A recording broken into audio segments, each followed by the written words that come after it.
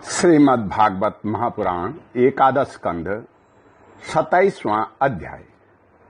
इस अध्याय के अंतर्गत आज आप सुनेंगे क्रिया योग का वर्णन।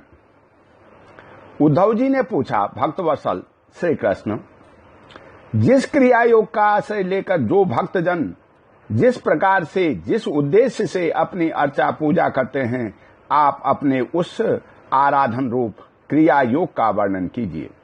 देवर्षि नारद, भगवान व्यासदेव और आचार्य बृहस्पति आदि बड़े बड़े ऋषि मुनि एक बार कहते हैं कि योग क्रिया के बाद द्वारा आपकी आराधना ही मनुष्यों के परम कल्याण की साधना है। यह क्रिया योग पहले पहल आपके मुखारबिंद से ही निकला था।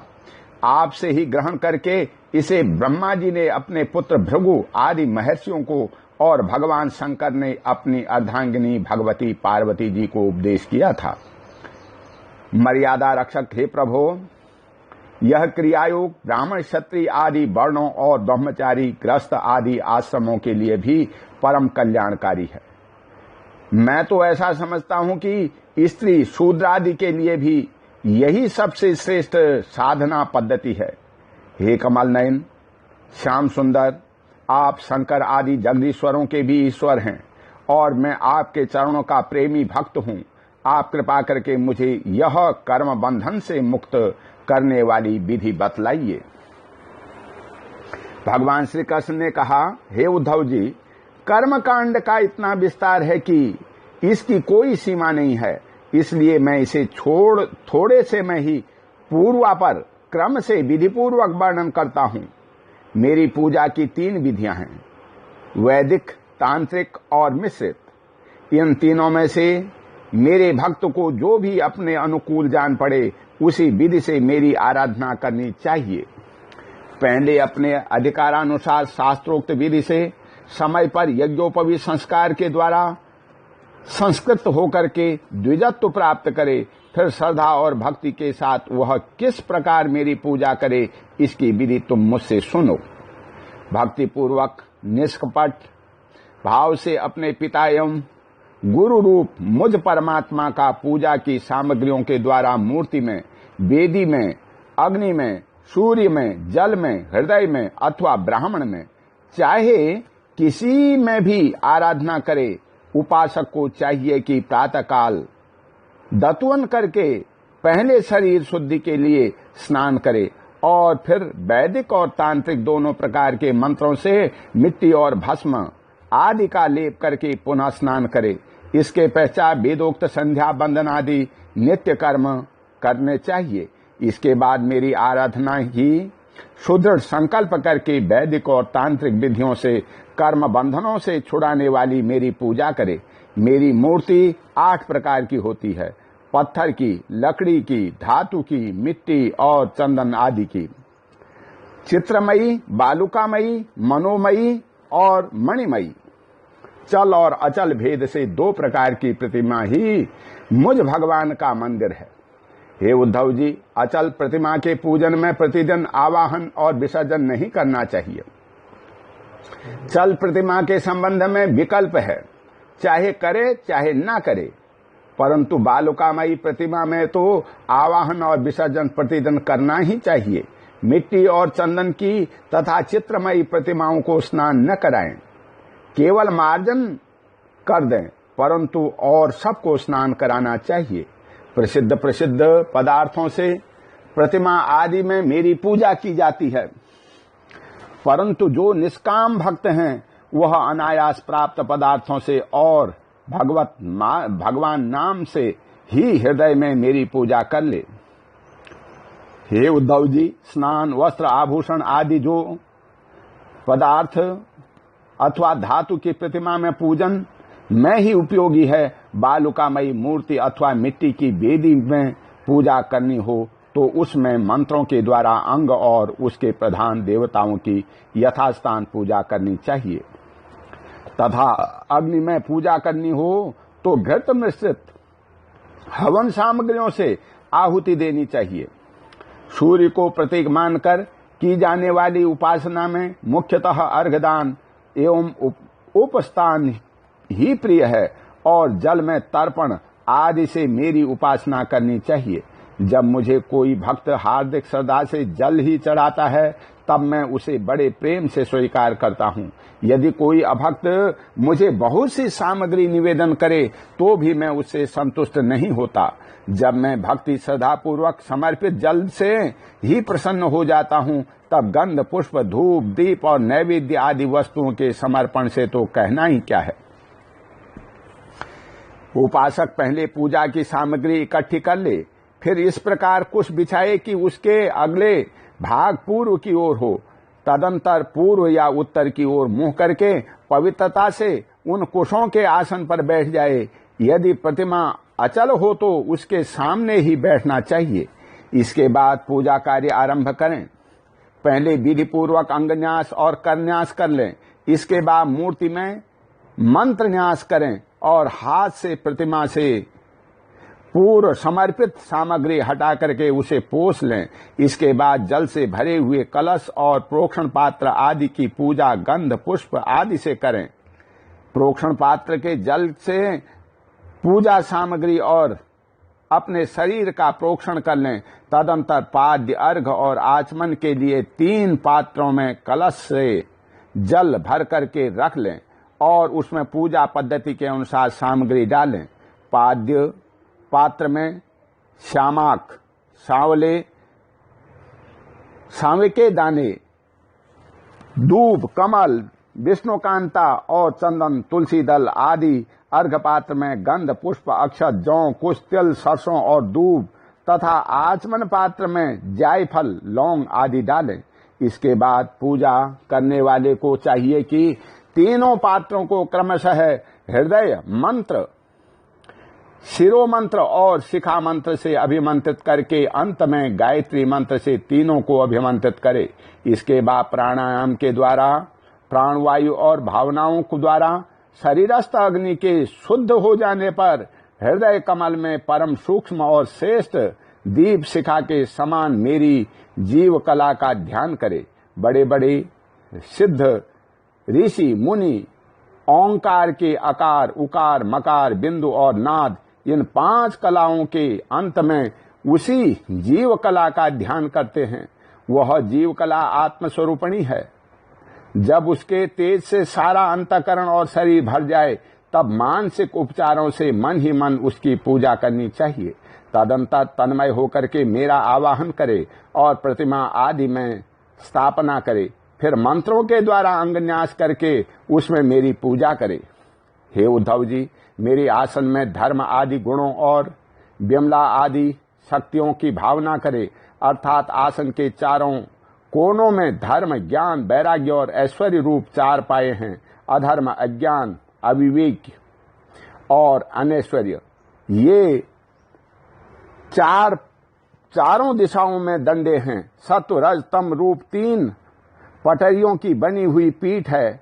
उस पर विमला, उत्कर्षणी, ज्ञाना, क्रिया, योगा, प्रही, सत्या, ईशाना और अनुग्रहा, ये 9 शक्तियां विराजमान हैं। उस आसन पर एक अष्टदल कमल है। उसकी कर्णिका अत्यंत प्रकाशमान है और पीली पीली केसरों की छटा निराली सी है। आसन के संबंध में ऐसी भावना करके पाद्य, आचमनी और अर्घ आदि उपचार प्रस्तुत करें। तदंतर भोग और मोक्ष की सिद्धि के लिए वैदिक और तांत्रिक विधि से मेरी पूजा करें। सुदर्शन चक्र, पांचजन्य शंख, कामोदक की गदा, खड्ग, बाण, धनुष, हल, मूसल, इन 8 आयुधों की पूजा 8 दिशाओं में करे और कौस्तुभमणि, वैजंती माला तथा श्री वत्स चिन्ह की वक्षस्थल पर यथास्थान पूजा करे। नंद, सुनंद, प्रचंड, चंड, महाबल, बल, कुमुद और कुमुदेक्षण, इन 8 पार्षदों की 8 दिशाओं में गरुड़ के सामने दुर्गा, विनायक, व्यास और विशक्सेन की चारों कोनों में स्थापना करके पूजन करे। बाईं ओर गुरु की और तथाक्रम पूर्वादि दिशाओं में इंद्रादि 8 लोकपालों की स्थापना करके प्रोक्षण, अर्घदान आदि क्रम से उनकी पूजा करनी चाहिए।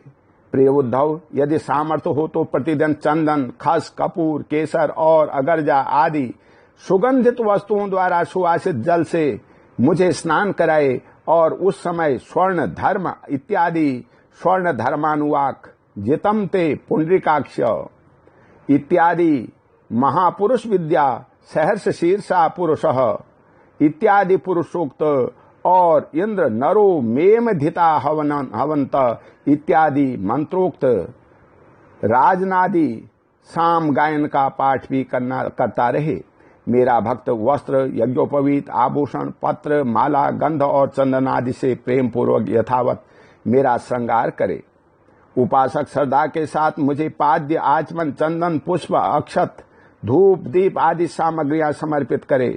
यदि हो सके तो गुड़ खीर घृत पूरी पुए लड्डू हलवा दही और दाल आदि विविध व्यंजनों का नैवेद्य लगाए।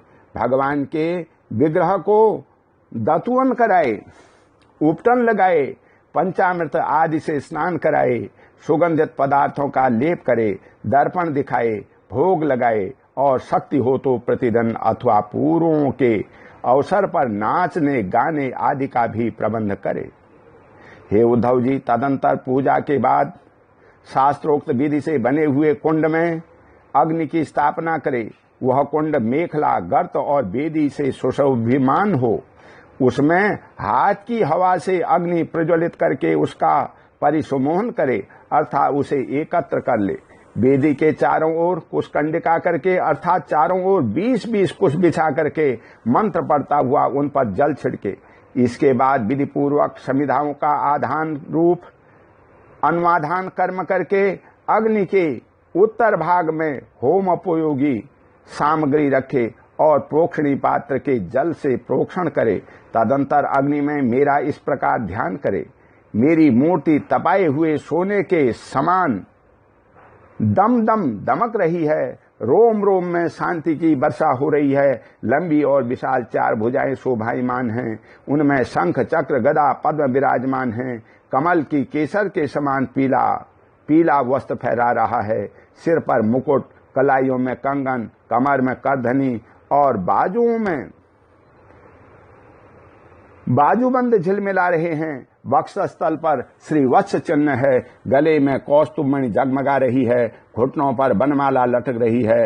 अग्नि में मेरी इस मूर्ति का ध्यान करके पूजा करनी चाहिए। इसके बाद सूखी समिधाओं को घृत में डुबोकर आहुति दें और आज्य भाग और आधार नामक 2-2 आहुतियों से और भी हवन करें। तदंतर घी से भिगो करके अन्य हवन सामग्रियों से आहुति दें। इसके बाद अपने इष्ट मंत्र से अथवा ओम नमो नारायणाय इस अष्टाक्षर मंत्र से तथा पुरुष सूक्त के 16 मंत्रों से हवन करें। बुद्धिमान पुरुष को चाहिए कि धर्मादि देवताओं के लिए भी विधि पूर्वक मंत्रों से हवन करे और स्वस्तिकृत आहुति भी दे। इस प्रकार अग्नि में अंतर्यामी रूप से स्थित भगवान की पूजा करके उन्हें नमस्कार करे और नंद सुनंद आदि पार्षदों को 8 दिशाओं में हवन कर्मांग बलि दे।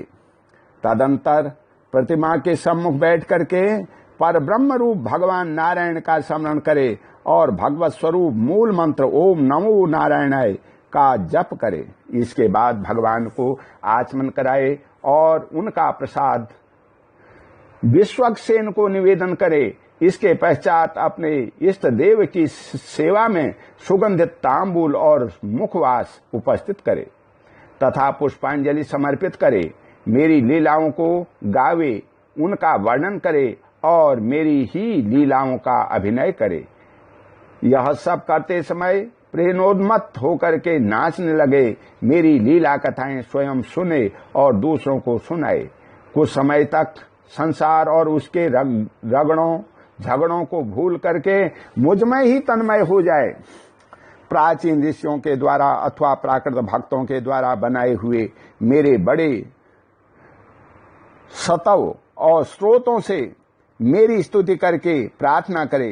हे भगवान, आप मुझ पर प्रसन्न हों, मुझे अपने कृपा प्रदान से सराबोर कर दें। तदंतर दंडवत प्रणाम करें, अपना सिर मेरे चरणों पर रख दें और अपने दोनों हाथों से दाएं से दाहिना और बाएं से बायां चरण पकड़ ले। हे भगवान, इस संसार सागर में मैं डूब रहा हूं। मृत्यु रूप मगर मेरा पीछा कर रहा है। मैं डूबकर आपकी शरण में आया हूं। हे प्रभु, आप मेरी रक्षा कीजिए। इस प्रकार स्तुति करके मुझे समर्पित की हुई माला आदर के साथ अपने सिर पर रखे और उसे मेरा दिया हुआ प्रसाद समझ ले। यदि विसर्जन करना हो तो ऐसी भावना करनी चाहिए कि प्रतिमा में से एक दिव्य ज्योति निकली है और वह मेरी हृदयस्थ ज्योति में लीन हो गई है। बस यही विसर्जन है। हे उद्धव जी, प्रतिमा आदि में जब जहां श्रद्धा हो तब तहां मेरी पूजा करनी चाहिए, क्योंकि मैं सर्वात्मा हूं और समस्त प्राणियों में तथा अपने हृदय में भी स्थित हूं। हे उद्धव जी, जो मनुष्य इस प्रकार वैदिक तांत्रिक क्रिया योग से के द्वारा मेरी पूजा करता है, वह इस लोक और परलोक में मुझसे अभीष्ट सिद्धि प्राप्त करता है। यदि शक्ति हो तो उपासक सुंदर और सुदृढ़ मंदिर बनवाए और उसमें मेरी प्रतिमा स्थापित करे, सुंदर सुंदर पुष्पों के बगीचे लगवा दे, नित्य की पूजा, पर्व की यात्रा और बड़े बड़े उत्सवों की व्यवस्था कर दे। जो मनुष्य पर्वों के उत्सव और प्रतिदिन की पूजा लगातार चलने के लिए खेत, बाजार, नगर अथवा गांव में मेरे नाम पर समर्पित कर देते हैं, उन्हें मेरे समान ऐश्वर्य की प्राप्ति होती है। मेरी मूर्ति की प्रतिष्ठा करने से पृथ्वी का एक छत्र राज्य, मंदिर निर्माण से त्रिलोकी का राज्य, पूजा आदि की व्यवस्था करने से ब्रह्मलोक और तीनों के द्वारा मेरी समानता प्राप्त होती है। जो निष्काम भाव से मेरी पूजा करता है, उसे मेरा भक्ति योग प्राप्त हो जाता है और उस निरपेक्ष भक्ति योग के द्वारा वह स्वयं मुझे प्राप्त कर लेता है। जो अपनी दी हुई या दूसरों की दी हुई देवता और ब्राह्मण की जीविका हरण कर लेता है, वह करोड़ों वर्षों तक विष्टा का कीड़ा होता है। जो लोग ऐसे कामों में सहायता, प्रेरणा अथवा अनुमोदन करते हैं, वे भी मरने के बाद प्राप्त करने वाले के समान ही फल के भागीदार होते हैं। यदि उनका हाथ अधिक रहा तो फल भी उन्हें अधिक ही मिलता है। ओम शांति। बोल श्री कृष्ण भगवान की जय।